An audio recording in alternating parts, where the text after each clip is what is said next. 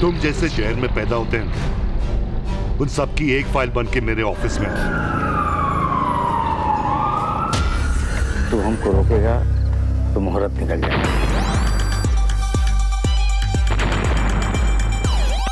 जब खोने के लिए कुछ नहीं होता ना, तो पाने को पूरी दुनिया होती है। गुनाह की गलियों से उसका नाता पुराना है, लेकिन सियासत से रिश्ता जोड़कर रखना चाहता है वो सियासत में शालीनता के शब्द नहीं बल्कि गोलियों की जुबान जानता है। मेरा खुद का गन्स है, गुंडा है, पैसा है और दिमाग भी है। फैसला तुम्हें करना है, रामायण कि महाभारत। दामन पर खून के छींटे हैं, लेकिन सियासी गलियारों में सफेद लिबास उसकी पहचान है। वो कहता है, मुझको मेरे वजूद तक मत पहचानिए, मैं बेहद हूँ, बेइंतहा और हूँ बेहिसाब। आसमान में थूकने वाले को शायद ये पता नहीं है कि पलट के थूक उन्हीं के चेहरे पर गिरेगा। ये सच गुनाह की गलियों से सियासी सफर पर निकले उस सियासतदान की है, जिसके दामन पर यूं तो गुनाह की कालिख लगी है, लेकिन सियासी गलियारों में उसके रसूख ने उन्हें दी है एक अलग पहचान। बेशक वो खुद को अवाम का रहनुमा कहता हो, लेकिन जनता की जुबान में उसे कभी अपराधी तो कभी बाहुबली कहा जाता है। आज हम ऐसे ही एक सियासी चेहरे की वो हकीकत दिखाने जा रहे हैं, जिसने जवानी की दहलीज पर कदम क्या रखा, गुनाह की दुनिया उसे ज्यादा रास आने लगी और गुनाह की उन्हीं गलियों से गुजरता वो कब सियासी गलियारों का राजन बन गया, किसी को नहीं मालूम। जी हाँ, ठीक समझा आपने, उस बाहुबली सियासी नेता को सियासी गलियारा राजन तिवारी के नाम से जानता है। गुनाह की किताब में शायद ही ऐसा कोई पन्ना बचा हो जिस पर राजन तिवारी का नाम दर्ज ना हुआ हो। आस्तीन खून से सने हैं, लेकिन फिर भी वो कहता है कि जिनको भी हासिल किरदार ना हुआ मेरा, वो मेरे दामने वजूद को दागदार कहते हैं। लेकिन आज सबूतों की रोशनी में सियासत और गुनाह के इस राजन का हर राज, हर हकीकत को हम बेपर्दा करेंगे। लेकिन उसके लिए आपको चलना होगा सियासत के उस दौर में जब बैलेट पर बुलेट हावी हुआ करता था। चेहरे धुले धुले, जमीर दागदार है, बस ऐसी ही दुनिया का तो वो तलबगार है। जी हाँ, चंद लफ्जों में उस सियासी बाहुबली की यही पहचान है। वो कभी किसी का एक होकर नहीं रहा। मतलबी सियासत की बात करें तो सबसे पहली कतार में राजन तिवारी को ही आप पाएंगे, जिसकी सियासी बयार चली उसी का हो लिया और बदल लिया अपना सरपरस्त। कभी राष्ट्रीय जनता की शान में कसीदे पढ़े। तेजस्वी जी एक क्रिकेटर रहे हैं, आज एक राजनेता हैं, नेता प्रतिपक्ष हैं और नेता विरोधी दल हैं। उनकी अच्छी लोकप्रियता है। ये तेजस्वी जी का अपना रहने का स्टाइल है, साफ सुथरा रखते हैं। इनलीगल काम तेजस्वी जी नहीं कर सकते, ये मुझे विश्वास है। तो कभी तेजस्वी को अय्याश तक कह दिया इस अदने सियासी मोहरे ने। देखिए, तेजस्वी यादव को क्यों कोई नेता मानेगा? जो नेता संवेदनशील विधानसभा जब चलता है और विधानसभा में नेता प्रतिपक्ष गायब होता है और बिहार के मुद्दे को विधानसभा के पटल पे नहीं रख पाता है, ऐसे नेता को नेता प्रतिपक्ष के पद से ही रिजाइन करना चाहिए। नेता प्रतिपक्ष का मतलब होता है कि सरकार को घेरे और बिहार में विकास के बारे में और जनता के समस्याओं के बारे में कुछ कहे। लेकिन ये तो ऐसा नेता है, यास नेता है ये तेजस्वी यादव। चुनाव खत्म हुआ, चल गया यासी करने। ये तो बात हुई राष्ट्रीय जनता दल की। अब जरा सुनिए नीतीश कुमार के लिए बड़बोले और बेगैरत इस सियासी नेता के बोल। और बिहार के विकास की बात करोगे या बिहार के किसी भी चीज़ के बारे में बात करोगे तो नीतीश कुमार से बढ़िया शासन प्रशासन चलाने वाला अभी तक तो कोई मुख्यमंत्री पैदा नहीं हुआ है, आना पैदा होगा। जाइए नहीं, जरा रुकिए, क्योंकि इस बयान को सुनने के बाद फैसला भी तो आपको करना है कि आखिर सियासत के बाजार में इस राजन ने अपने जमीर का सौदा कहां-कहां किया है। विधानसभा नहीं चलने का टोटल दोष तो नीतीश कुमार जी का है। विधानसभा में दिखाई भी नहीं दिए नीतीश कुमार जी। विधानसभा में आना चाहिए था और नेता प्रतिपक्ष की बातों को ध्यान से सुन करके उसका जवाब देना चाहिए था। हम लोग बिहार की जनता के लिए लड़ते हैं, बिहार के मान सम्मान के लिए लड़ते हैं, बिहार के स्वाभिमान के लिए लड़ते हैं। बिहार में क्या हो रहा है नहीं हो रहा है इसकी बातों पर ध्यान देकर सरकार अमल कराए, लेकिन सरकार चाहती नहीं थी। सरकार गृह विभाग जैसे जैसे मुद्दे, ये सब मुद्दों को गौन कर दिया और विधानसभा में कोई मुद्दा ही नहीं था उनके पास, सिर्फ विधानसभा दिखावा के रूप में चलाना चाहते थे। तो इस तरह थोड़ी ना होता है। शायद इन बयानों को सुनने के बाद मतलबी राजनीति से राजन तिवारी के ताल्लुकात के बारे में ज्यादा कुछ कहने की जरूरत नहीं है, लेकिन हम कहते हैं कि राजन तिवारी सियासी नेता कहने का भ्रम पाल रखा है, क्योंकि उसकी पहचान सियासी गलियारों से ज्यादा तो गुनाह की गलियों में है।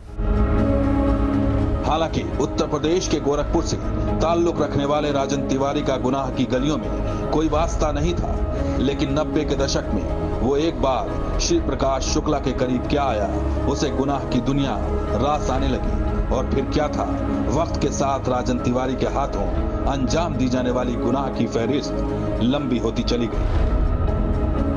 जब जयराम की दुनिया में श्री प्रकाश शुक्ला जिस तरह से हत्याएं करता था, जिस तरह से बताता था कि मैं तुम्हें मार दूंगा, और जिस तरह से निडर और बेखौफ होकर वह करता था, उससे पुलिस भी कहीं ना कहीं कतराती थी, और तो और मंत्री नेता सब कतराते थे। और उस समय श्री प्रकाश शुक्ला माने जिसको फ़ोन कर दिया तो यमराज की घंटी मानी जाती थी। तो वैसे में अगर जो श्री प्रकाश शुक्ला के इर्द गिर्द नाम थे, जो चलते थे, जो जाने जाते थे, निश्चित तौर पे वह जो है श्री प्रकाश से कहीं उनका कम खौफ नहीं था, उनके बराबर ही खौफ था। और यह माना जाता था कि अगर यह इनके साथ हैं तो श्री प्रकाश कहीं ना कहीं पीछे है।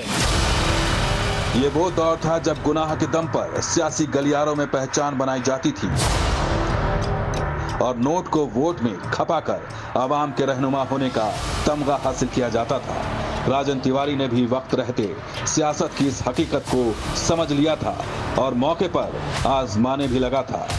लंबी नुकीली मूंछ, गठीला बदन और शरीर पर सफेद लिबास, आज के राजन तिवारी की यही पहचान है। कभी नीतीश कुमार को हटाकर तेजस्वी यादव को सीएम बनाने की बात करता, तो कभी प्रधानमंत्री नरेंद्र मोदी को चुनौती देने की जुर्रत कर देता।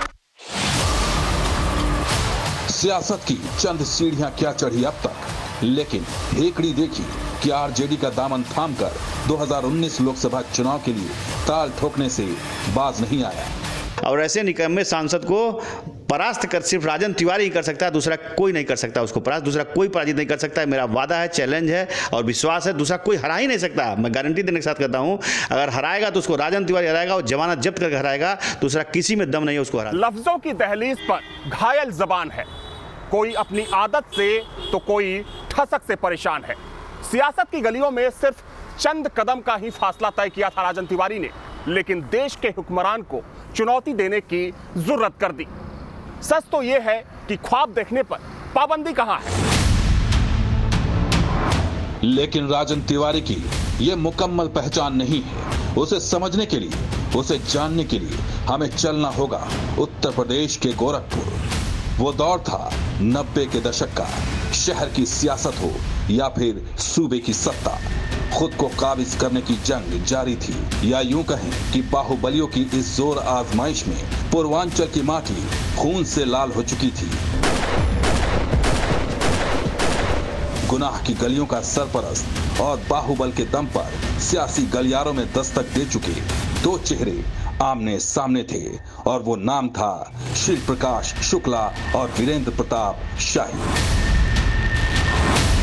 कहीं से जब वीरेंद्र शाही पे जो गोली चली जिसमें उनका गनर मारा गया, तो पहली बार जो है इनका नाम सामने आया राजन तिवारी का।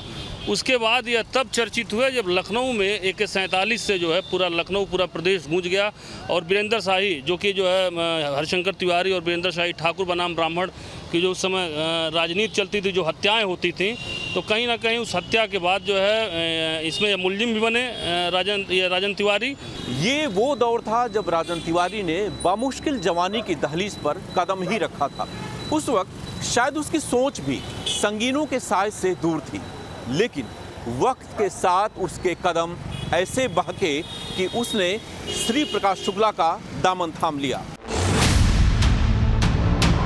राजन तिवारी अब अपने तमाम ख्वाब को हकीकत की शक्ल में सामने देखना चाहता था। वो दौर बाहुबलियों का था, जब पूर्वांचल की फिजा में बारूद घुल चुका था। दबदबे का दौर जारी था और जारी था खूनी खेल।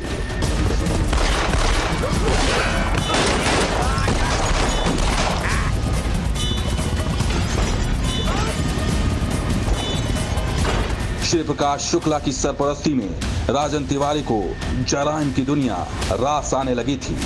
बहुत कम वक्त में राजन तिवारी ने गुनाह की गलियों में अपनी पहचान बना ली, लेकिन उन दिनों श्री प्रकाश शुक्ला गैंग के लिए सबसे बड़ा खतरा था वीरेंद्र प्रताप शाही। गोरखपुर में वीरेंद्र प्रताप शाही की तूती बोलती थी। गैंगवार का आलम यह था कि कब और कहां किसकी गोलियां किसके सीने को छलनी कर जाएं, कहा नहीं जा सकता था। 24 अक्टूबर 1996 की दोपहर गोलियों की तड़तड़ाहट से गोरखपुर गूंज उठा।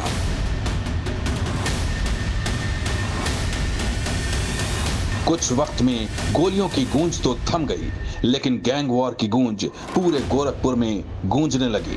वीरेंद्र प्रताप शाही पर हुए इस जानलेवा हमले में नाम आया श्री प्रकाश शुक्ला का। ये वो शास्त्री चौक है जहां पे चंद्रलोक लॉज है और इसी लॉज के पास यानी कि इसी चौराहे पर वीरेंद्र शाही के ऊपर श्री प्रकाश शुक्ला, आनंद और राजन तिवारी ने मिलकर हमला किया था, जिसमें जो वीरेंद्र शाही हैं वो तो बच गए थे, बुरी तरह से घायल हुए थे, लेकिन उनका गनर मारा गया था और ये पहली बड़ी घटना थी। इस वारदात के बाद कानूनी कागजात में राजन तिवारी के नाम की आमद क्या हुई, गुनाह की गलियां भी उसके खौफ से थर्राने लगी। लेकिन वीरेंद्र प्रताप शाही पर हाथ डालना राजन तिवारी की भूल साबित हुई।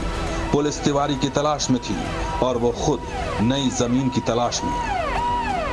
वीरेंद्र प्रताप शाही जरायम की चौसर के इस माहिर खिलाड़ी से अदावत मोल लेना राजन तिवारी की भूल कहें या फिर एक नए सफर की शुरुआत, क्योंकि उस हमले के बाद राजन को पूर्वांचल से पलायन करना पड़ा और उसने अपना नया ठिकाना बनाया बिहार के चंपारण को। यूपी पुलिस राजन तिवारी को शिद्दत से तलाश कर रही थी, लेकिन राजन तिवारी बिहार में श्री प्रकाश शुक्ला के दूसरे दोस्त देवेंद्र दुबे की सरपरस्ती में अपना गिरोह बनाने में लगा था। बेशक ठिकाना बन चुका था, लेकिन जराइम की दुनिया से ताल्लुक वही पुराना था। गोविंदगंज विधानसभा है, उनके यहाँ विधायक के यहाँ शरण लिए, जिनको देवेंद्र दुबे, जिनको ये मामा मामा कहते थे। और जब देवेंद्र दुबे की भी जब वो नहीं रहे, उसके बाद बतौर उत्तराधिकारी बन के यहाँ से 2 बार विधायक बने। लेकिन इसी बीच वो वक्त भी आया जब जराइम की दुनिया से लेकर सियासत का बाजार तक सब गर्म हो गया। साल 1998 श्री प्रकाश शुक्ला और राजन तिवारी के करीबी देवेंद्र दुबे की हत्या कर दी गई। आरोप लगा तत्कालीन बिहार सरकार के बाहुबली नेता ब्रिज बिहारी प्रसाद पर। वो ब्रिज बिहारी प्रसाद जो गुनाह की गलियों से गुजरते हुए सियासी गलियारों में अपनी पहचान बना चुका था और प्रदेश में सिर्फ माननीय की हैसियत से नहीं बल्कि मंत्री की हैसियत से अपनी ठसक जमा चुका था। यूं तो ब्रिज बिहारी प्रसाद सरकारी सुरक्षा के साथ अपनों के संगीनों के साये में चलते थे, लेकिन राजन तिवारी ने 1 साल के भीतर ही अपने दोस्त देवेंद्र दुबे की हत्या का बदला ले लिया। वो कहते हैं ना, बुलंदी देर तक किस शख्स के हिस्से में रहती है, बहुत ऊंची इमारत पर घड़ी खतरे में रहती है। कुछ यही हुआ ब्रिज बिहारी प्रसाद के साथ भी। भले ही गुनाह की गलियां पीछे छोड़ सियासी गलियारों में उसने अपना ठिकाना बना लिया था, लेकिन जुर्म साए की तरह उसका पीछा करती रही और देवेंद्र दुबे की हत्या के बदले उसके जिस्म को छलनी कर ही दिया गया। जी हाँ, सरेआम गोलियों से छलनी कर मंत्री ब्रिज बिहारी प्रसाद की हत्या कर दी गई। पुलिस ने राजन तिवारी को आरोपी बनाया। इस हत्याकांड के बाद राजन तिवारी के नाम के आगे बाहुबली जुड़ गया। लोग उसके नाम से खौफ खाने लगे। गुनाह का बाजार राजन तिवारी के नाम से वाकिफ हो गया था और अब बारी थी सियासी गलियारों में आमद की। फिर आया साल 1998। बिहार के पूर्णिया शहर में एक और हत्या हुई। वो हत्या थी कम्युनिस्ट नेता अजीत सरकार की। अजीत सरकार की हत्या में कई लोगों के नाम सामने आए। कई सियासी चेहरों के आस्तीन पर खून के छींटे पड़े और उन्हीं चेहरों में शामिल था राजन तिवारी भी। साल 2000 आते आते राजन तिवारी पर हत्या, रंगदारी और अपहरण जैसे संगीन मामलों के 2 दर्जन से भी अधिक मुकदमे दर्ज हो चुके थे। गुनाह की गलियों में खास पहचान बना चुका राजन तिवारी कानून की चाबुक से बचने की फिराक में था। उसे बखूबी पता था कि गुनाह की गलियों को गुलजार रखने के लिए उसे सियासत की छांव में जाना ही होगा। यही वजह थी कि बृजबिहारी प्रसाद की हत्या के आरोप में जेल जाने से पहले राजन तिवारी ने अपनी सियासी जमीन तलाश ली थी। राजन तिवारी की जिंदगी में अब वो वक्त आ चुका था जब वो अपने सपनों को साकार करने के लिए सियासी समर में किस्मत को दांव पर लगाए। हर पार्टी के दरवाजे पर टिकट की खातिर दस्तक दी, लेकिन चाल और चरित्र आड़े आ गया। लिहाजा निर्दलीय ही कूद पड़ा चुनावी मैदान में। बुलेट बनाम बैलेट के फॉर्मूले पर चुनाव लड़ा। बाकी कसर धन बल और बाहुबल ने पूरा कर दिया। गोविंदगंज विधानसभा सीट से जीतकर पटना विधानसभा का सफर तय किया राजन तिवारी। बदन पर खादी थी, लिहाजा खाकी दरबारी बन गए और बाहुबली राजन बहुत हद तक अपने ऊपर लगे गुनाह की कालिक को साफ करने में सफल रहा। थोड़े ही वक्त में राजन ने बिहार विधानसभा से निकलकर देश की सबसे बड़ी पंचायत में पहुंचने का ख्वाब देख डाला। 2004 में बेतिया से लोकसभा चुनाव लड़ा, लेकिन बेतिया की जनता ने दिल्ली पहुंचने के उसके ख्वाब पर पानी फेर दिया। जनता की अदालत में बेशक राजन तिवारी को हार मिली हो, लेकिन अदालत की चौखट से वो बरी होता गया। वीरेंद्र शाही के साथ साथ बृजबिहारी प्रसाद के मामले में भी सबूतों की रोशनी में उसे सजा नहीं मिली, बल्कि बरी कर दिया गया। गुनाह की गलियों से निकलकर सियासत के सफर में शामिल होना बेशक आसान है, लेकिन वहां हर वक्त अपनी मौजूदगी का एहसास करा पाना मुश्किल है। अदालत के आदेश के बाद राजन तिवारी भले ही जनता के बीच अपना कैरेक्टर सर्टिफिकेट दुरुस्त करवाने में फिर से लग गया, लेकिन पार्टी की सरपरस्ती हर बार उसकी उम्मीदवारी खारिज करती रही। कुछ साल पहले उत्तर प्रदेश विधानसभा चुनाव में भी पूर्वांचल से वापसी करने की ख्वाहिश थी, लेकिन पूरी न हो सकी। अब लालटेन की रोशनी में सियासी गलियारों में निकलना चाहता था राजन तिवारी। तेजस्वी के तेज पर कसीदे पढ़ने शुरू कर दिए। नेता प्रतिपक्ष कोई भी कार्य करते हैं तो खुलेआम करते हैं। नेता प्रतिपक्ष श्री तेजस्वी यादव जी खुला किताब है और बिहार की जनता उनको अपना नेता मान रही है, नेता हैं। और हम तो कहेंगे कि हमारे मुख्यमंत्री भी वही हैं, चूँकि हम लोग 81 सीटों के विधानसभा के 81 विधायकों के हम लोगों के नेता हैं, वो नेता प्रतिपक्ष हैं। सैकड़ों गाड़ियों के काफिले लेकर शहर से लेकर सचिवालय का सफर तय करने लगा, इस उम्मीद में कि 2019 के चुनाव में किसी पार्टी के पोस्टर पर उसका नाम चस्पा हो। लेकिन सच तो ये है कि अगर उसका ख्वाब सच हो भी जाता तो जनता की अदालत में जीतकर चंपारण से दिल्ली तक का सफर तय करना आसान नहीं था, क्योंकि उसके गुनाहों ने उसका दामन अभी छोड़ा कहाँ था। राजन तिवारी के खिलाफ दर्ज गुनाहों की फहरिस्त इतनी लंबी थी कि एक मुकदमे से बरी हुआ नहीं कि दूसरे का वारंट जारी हो जाता। लेकिन परवाह किसे थी? अब जरा इस बाहुबली की ठसक भी देखिए कि अदालत से वारंट जारी होते रहे, वो भी 1-2 नहीं बल्कि पूरे 60 वारंट। लेकिन उसने अदालत में हाजिर होने के हुक्म की तामील करनी भी जरूरी नहीं समझी। 17 साल बाद एक बार फिर राजन तिवारी कानून की गिरफ्त में आया। कानून की आंच से खुद को महफूज रखने के लिए वो बेशक दर भटकता रहा, लेकिन कानून की गिरफ्त उसके गिरवा तक पहुंची गई। कहीं ना कहीं राजनीति और पुलिस का जो गठजोड़ होता है, जो एक खेल होता है, वह भी इस बार जो है राजन तिवारी के पक्ष में रहा। और जब इसकी जानकारी मुख्यमंत्री योगी आदित्यनाथ को हुई, जब उन्होंने सख्ती दिखाई, तल्खी दिखाई, तब जाके पुलिस एक्टिव हुई और राजन तिवारी को जो है गिरफ्तार करके जो है पेश करना पड़ा। लेकिन ठसक अभी भी कम कहाँ हुई थी। हथकड़ी हाथों में थी और गुनाहगार था कानून के सख्त पहरे में। फिर भी उसने कानून के मुलाजिमों को धमकी देने की गुस्ताखी कर डाली। बाहुबल के दम पर गवाह खरीदे और बेचे जाते हैं, ये हकीकत राजन तिवारी के मामले में एक बार फिर सामने आई। गिरफ्तारी के बाद राजन तिवारी भले ही जेल भेजा गया, लेकिन ये उसके बाहुबल का असर कहें या फिर जराइम की दुनिया में उसका खौफ कि किसी ने भी उसके खिलाफ गवाही देने की सहमत नहीं उठाई। लिहाजा आरोपी जमानत पर रिहा कर दिया गया और एक बार फिर सियासी हलकों में उसकी हलचल शुरू हो चुकी है।